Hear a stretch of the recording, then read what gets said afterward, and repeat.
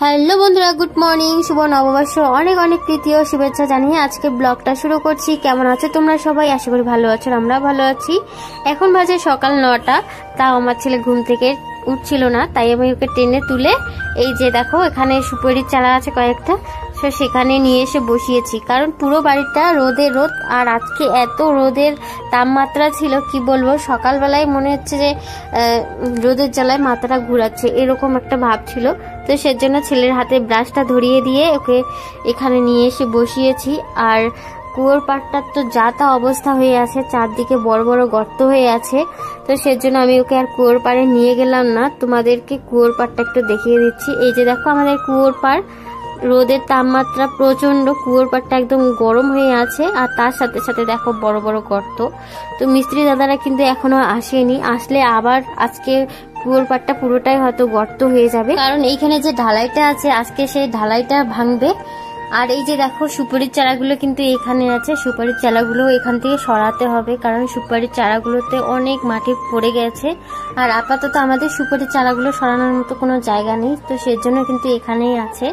না হলে আমাদের সুপারির চারাগুলো এখান থেকে সরানো কিন্তু খুবই ইমার্জেন্সি। মিস্ত্রি দাদাদের কাজের অসুবিধা হচ্ছে, কিন্তু আমাদের জায়গা না থাকার কারণে এখানেই আছে এখনো। বাবা, মুখ টুক ধোয়া হয়ে গেছে তোমার? হ্যাঁ। এখন কি খাবে? মুড়ি ভাজা। মুড়ি ভাজা? না না, মুড়ি আর কি? বাটি। বাটি? চা। চা। চামচ। সব কিছু খাবে, ভালো করে বলো। বাটিতে মুড়ি দিব, তারপরে কি চামচ দিব, আর ওখানে চা দিব। দেখো বন্ধুরা কি যাচ্ছে আমার ছেলে সকাল সকাল। তো যাই দেখি কি খাবার নিয়ে আসা যায় ওর জন্য। এই দেখো এইদিকে ওর মুড়ি প্যাকেট নিয়ে চলে এসেছে, দেখছো? তার মানে ও আজকে মুড়ি আর চাই খাবে। দেখি বানাই ওর জন্য, একটু লাল চা করে দিই।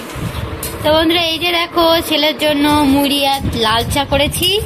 এই যে দেখো। বাবা, পছন্দ হয়েছে তোমার? হ্যাঁ, তুমি যেটা চেয়েছো সেটাই কিন্তু দিলাম আজকে, ঠিক আছে? সারাদিনে কোনো কান্নাকাটি করবা না, ভালো করে থাকবা, ঠিক আছে? আজকে জানো তো কি? হ্যাঁ, কি বলো তো আজকে? শনিবার। আজকে হচ্ছে পয়লা বৈশাখ। হ্যাঁ, আজ থেকে একটা নতুন বছর শুরু হলো। তো আজকের দিনে ভালো করে থাকবা, ঠিক আছে? দুষ্টুমি করবা না, ঠিক আছে? হ্যাঁ, দুষ্টুমি করবা না কিন্তু, জোরে বলো। হ্যাঁ। ঠিক আছে, খাও এখন। তারপর স্নান পুজো সেরে মিস্ত্রি দাদাদের জন্য চা করতে চলে এসেছি। আর আজকে আমি দিয়েছিলাম মুড়ি, জিলেপি, আর সাথে দিয়েছিলাম বেকারি বিস্কুট। চা বসিয়ে দিয়েছি, চাটা ওদিকে হচ্ছে, আর আমি এগুলো তাতে গুছিয়ে নিলাম। চাটাও হয়ে গেছে, আর আমার বর গেছে বাজারে, জানি না কি কি বাজার নিয়ে আসবে। সবকিছুই আছে, শুধু যেটা খাবো আজকে সেটাই আনতে হবে, মাটন, চিকেন, মাছ, মানে যেটা আনবে আর কি সেটাই আনতে গেছে। তো জানি না কি নিয়ে আসবে। তো চাটা আমার হয়ে গেছে, তো সেজন্য ঢেলে নিলাম। আর এখন আমি চাটা ঢালতে ঢালতে আমার বর বাজার থেকে চলে এলো। তো আমি ওকে বলছিলাম যে কি নিয়ে এসেছে, ও বললো যে মাটন। তো সেজন্য আমাকে প্যাকেটটা বের করে একদম দেখিয়েই দিল যে মাটন নিয়ে এসেছে। তো রান্না বান্না কমপ্লিট করার পর ছেলেদেরকে নিয়ে বসিয়েছি খাওয়াতে। একটা হচ্ছে আমার ভাস্তে আর একটা আমার ছেলেই। তো আমার ভাস্তে কিন্তু একটু কম দুষ্টু, আর আমার ছেলেটা কিন্তু একটু বেশি দুষ্টু, সবটাতে ওর বেশি বেশি দুষ্টুমি থাকে। তো আমার ছেলে ওর বাবার মোবাইলটা নিয়ে বসেছে, আর আমার ভাস্তে কিন্তু দেখতে দিচ্ছিল না। তো সেজন্য আমি একটুখানি ভিডিও করে নিচ্ছি, নেওয়ার পরে আমার ফোনটা ওকে দেব, কারণ দুইজন, আমার ছেলে তো ওকে দেখতে দিবে না, আর ওরও হচ্ছে মানে আমার ভাস্তেরও হচ্ছে মোবাইল দেখে খাওয়া অভ্যেস। তো সেজন্য আমার মোবাইলটা ওকে দিতে হবে। কোথায় যাবা? ঘুরতে যাও, তাড়াতাড়ি বাড়ি আসবে। হ্যাঁ শোনা, সো হ্যালো বন্ধুরা, চলে এলাম বিকেলবেলা। দুপুর থেকে তো তোমাদের সাথে সেরকম কথা হয়নি, কারণ দুপুর টাইমটা আজকে আমি সত্যি অনেক ব্যস্ত ছিলাম, সেজন্যই তোমাদের সাথে কথা বলতে পারিনি। তো দুপুরবেলা রান্না সব কমপ্লিট, বাচ্চাদেরকে খাওয়ানো হয়ে গেছে। তারপরে সকালবেলা তো স্নান করেছিলাম, দুপুরবেলা আবার স্নান করলাম। দুপুরবেলা বলতে কি বিকেলবেলা, এখন 10:05 বাজে। এখনো কিন্তু আমাদের খাওয়া দাওয়া হয়নি। ও এখনো মিস্ত্রি দাদাদের সাথে কাজ করছে, জানি না কি কি কাজ করছে, আরো নাকি ওকে সময় লাগবে, তো সেজন্য আমিও না খেয়ে আছি। তো এই যে দেখো নতুন নাইটি পরেছি, পয়লা বৈশাখের জন্য দুটো নাইটি কিনেছিলাম, সেখান থেকে একটা নাইটি পরেছি। ছেলেকেও নতুন জামা পরিয়ে দিয়েছি, কিন্তু স্নানই করিনি, নতুন জামা পরবে কি করে, ওর বাবা এখনো কাজই করছে শুধু। তো যাই হোক বন্ধুরা, তোমাদেরকে দেখাবো কি কাজ করছে। তার আগে দেখো ঘরটার কি অবস্থা করে রেখেছে, দেখেছো? দেখলে না, আমার ভাস্তা এসেছে, আমার ভাস্তা আর আমার ছেলে দুই ভাই মিলে দেখো ঘর টর একদম শেষ করে দিয়েছে। দেখো দেখেছো, পুরো ঘরে খেলনা পড়ে আছে, বিছানার মধ্যে দেখো কত কিছু জিনিস, মেঝের মধ্যে। এগুলো এখন আমি প্রথমে পরিষ্কার করে নিই, কারণ আমরা তো মেঝেতেই বসে ভাত খাই, এই ঘরের মেঝেতেই বসে ভাত খাই। ও ঘরটা ভাঙার পরে ডাইনিং টেবিলটা বসানোর মতো জায়গা নেই। আর তাছাড়া আমরা আগাগোড়া থেকেই মেঝেতে বসে ভাত খেতে পছন্দ করি, ঠিক আছে? তো সেজন্য আমি হচ্ছে ঘরটা আগে ক্লিন করে নিই। ও যদি ঘর পরিষ্কার করার আগে চলে আসে তখন একদম ক্লিনকারি হয়ে যাবে। তো সেজন্য আগে ঘরটা পরিষ্কার করে নিই, তারপরে হচ্ছে তোমাদেরকে দেখাবো কি কাজ করছি, ঠিক আছে?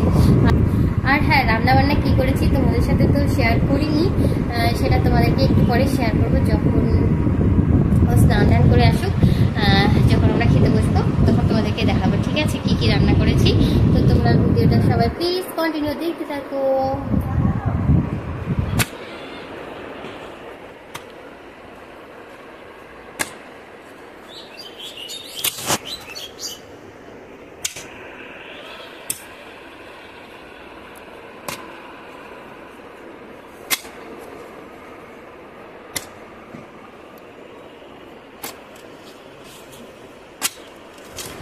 তো বন্ধুরা কি বলবো আর দুঃখের কথা, এখন বাজে সন্ধ্যে 7টা। দুপুরের খাবার নিয়ে এই যে দেখো দুপুরের খাবার সব এইখানে নিয়ে এসে রেডি করে রেখেছি, কিন্তু খাওয়ার লোক নেই।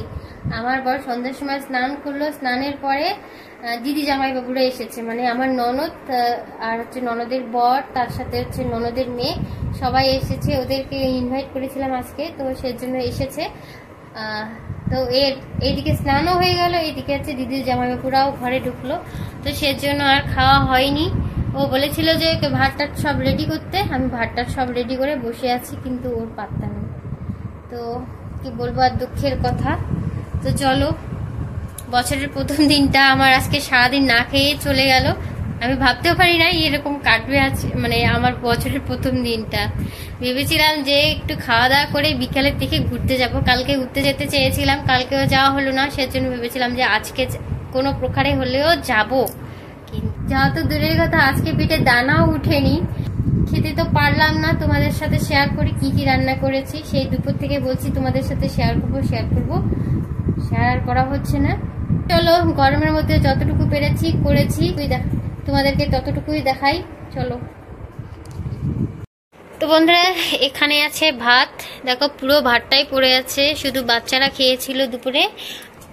আর এটা হচ্ছে চাল কুমড়োর তরকারি, এটা আমি খাসির চর্বি দিয়ে রান্না করেছিলাম। এখান থেকে একটুখানি সবজি তুলে নিয়েছি, দেখো এক পাশ থেকে তুলে নিয়েছি, এগুলো হচ্ছে নিয়েছিলাম মিস্ত্রি দাদাদের জন্য। তারপরে এখানে কি আছে খুলছে না, এখানে আছে হচ্ছে দেখো টমেটোর চাটনি, বাদাম কাজু কিশমিশ দিয়ে বানিয়েছি টমেটোর চাটনি এটা। আর এই যে দেখো এখানে আছে মাটন, এটা আমি দুপুরের জন্য আলাদা করে রেখেছিলাম, কিন্তু দুপুরে তো খাওয়া দাওয়া হয়নি কারোরই, শুধু মিস্ত্রি দাদাদের জন্য আলাদা প্লেটে তুলে রেখেছিলাম, মানে দুইজন এসেছে তো দুইজনের জন্য আলাদা আলাদা করে তুলে দিয়েছিলাম, তো শুধু ওরাই খেয়েছে খাওয়ার মধ্যে। দেখো এটা হচ্ছে আমাদের দিনের বেলার জন্য ছিল, একসাথে রাখিনি কারণ গরম পড়েছে, যদি গন্ধ টন্ধ বের হয়ে যায়, তো সেজন্য কিন্তু সেজন্য আমি একসাথে রাখিনি। তো দেখো, আর এখানে আছে হচ্ছে রাতের জন্য, আমি রাতের জন্য আলাদা করে তুলে রেখেছিলাম। কারণ রাতের বেলা তো দিদি জামাইবাবুরা আসার কথা, আর তারপরে হচ্ছে আমার শ্বশুর মশাই আসার কথা। তো সেজন্য এখানে হচ্ছে আলাদা করে তুলে রেখেছিলাম ওদের জন্য, আর আমাদের খাওয়ার জন্য এখানে রেখেছিলাম। তো পুরোটাই আছে। আর হচ্ছে এখানে আছে ডাল, মুসুর ডাল করেছিলাম। এখানে হচ্ছে ডাল, সব খাবারই পড়ে আছে। রাতের জন্য এতগুলো লাগবে না, কারণ জানি না বাবা আসবে কি না। আর দিদি জামাইবাবুটা তো চলে এসেছে। রাত 8:30 9টার দিকে আমি যখন রান্নাঘরে গেলাম ভাত সবজিগুলো গরম করার জন্য, আর একটু ভাতও বসিয়ে দিয়েছিলাম, কারণ সবাই চলে এসেছে আর যতটুকু ভাত ছিল সবার হবে না। তো সেজন্য ভাবলাম যে গরম গরম ভাত রান্না করি সবার জন্য। তো এইদিকে ভাত বসিয়েছি, আর এইদিকে হঠাৎ করে চলে এলো ঝড়। বৃষ্টি ছিল না, শুধু ঝড়, আর আকাশটা পুরো ডাক ছিল, বিদ্যুৎ চমকাচ্ছিল। আমরা তো পুরো ভয়ে ছিলাম, কারণ এর আগের দিনে যে ঝড়টা ছিল ওটাতে কিন্তু অনেক ক্ষতি হয়ে গেছিল সবার। তো তারপর ঠাকুরের আশীর্বাদে কিছুক্ষণ পরে ঝড়টা থেমে গেছিল, আর আমরা তখন খাওয়া দাওয়া করে নিলাম। আর এই যে দেখো বাবা এখানে বসে আছে, খাওয়া দাওয়া কমপ্লিট হয়ে গেছে ওনার। তারপরে শেষ করার পর সবাই বাড়ি চলে গেছে, আর আমি একটু ঘরগুলো মুছে নিলাম, কারণ মেঝেতে বসে খেয়েছি। তো সেই কারণে মেঝে দিয়ে হাঁটাহাঁটি করব, তো যখনই খাই তখনই পুরো ঘরটা মুছতে হয়। তো ঘরটা মুছলাম। তারপরে রান্নাঘরটা তো দুপুরবেলায় পরিষ্কার করে রেখেছিলাম, কিন্তু ঝড় আসার কারণে ঘরে ধুলো ঢুকে গেছিল, তো সেজন্য আবার আমাকে রান্নাঘরটা পরিষ্কার করতে হলো। সারাদিন ভাত না খেয়ে রাত্রেবেলা ভাত খাওয়ার পর অনেক ক্লান্ত লাগছিল শরীরটা, তাই আর ভিডিওটা বড় করছি না বন্ধুরা। আজকে এই পর্যন্ত। কেমন লাগলো ভিডিওটা অবশ্যই জানাবে। Tata, good night.